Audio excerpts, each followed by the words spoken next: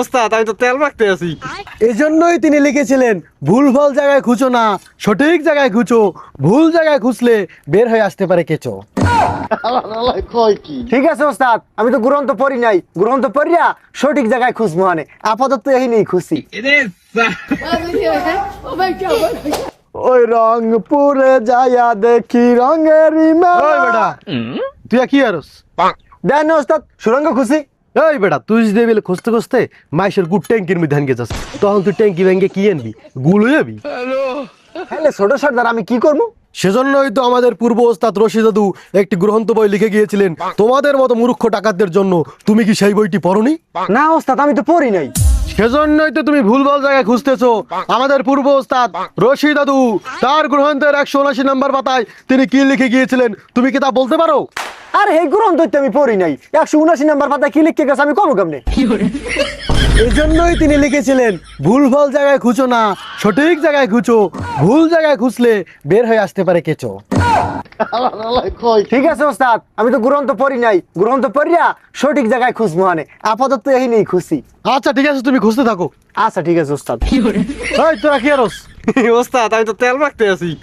ওই বেটা তুই যে বেলে তেল মা ধরছস, 1 কেজি কোটি তেলের দাম কত জানোস? 400 টাকা। এই 400 টাকার তেল মেখে যাইয়া তুই যদি 20 টাকার মাল লইস, হেইতে আমার পোষাইবো? আমার দি বেটা চালান টাকা উঠবো বেটা।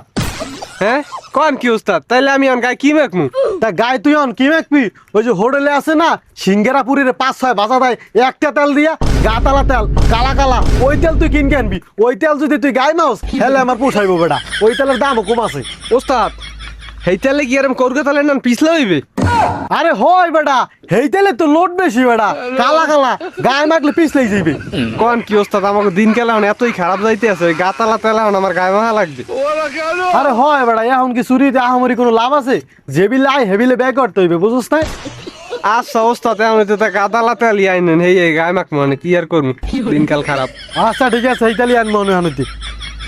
ওই বেটা তুই কি আরস? এই তো ওস্তাদ ব্যায়াম করতে আসি। এবিলে বেটা ভুলভাল ব্যায়াম করলে হইবে? তোর কাজ কি তুই কি জানোস? না ওস্তাদ আমি জানি না আমার কি কাজ। তোমার কাজ হইলো আমরা যখন কোনো বাড়ি চুরি করতে যাবো, আমরা ঢুকবো সামনের দুয়ার দিয়া, আর তুমি পিছনের দুয়ার দিয়া ও সগারের দিকে যাবা। হ্যাঁ ওস্তাদ, আমি ওর সাথে যাবো না, আমি সামনে দিয়ে আপনাকে লাগে যাবো। তা বেটা তোর কাম কি আগে হেঁটে তুই জানবি? ওর সগারে যে দাও বোর্ড এগুলো থাকে না, ওগুলো তুই সরাই রাখবি। কিনলি গিয়া যদি মনে কর আমরা কোনোভাবে ধরা খেয়ে যাই, তখন যদি মনে কর জায়গা বা জায়গায় কোপ দিয়ে হালায়, তাহলে তো বন্ধু তোমার পক্ষে থাকবে না। আচ্ছা ওস্তাদ, এখন হয়তো আপনারা যে কইবেন হেয়াই উনমু।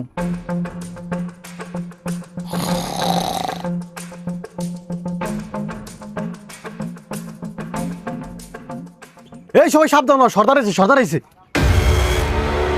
এই শুনো সকলে, তোমার ট্রেনিং কিরম চলতে আছে? এই তো ওস্তাদ ট্রেনিং ভালোই চলতে আছে, সবার কাজ বুঝাই দিছি।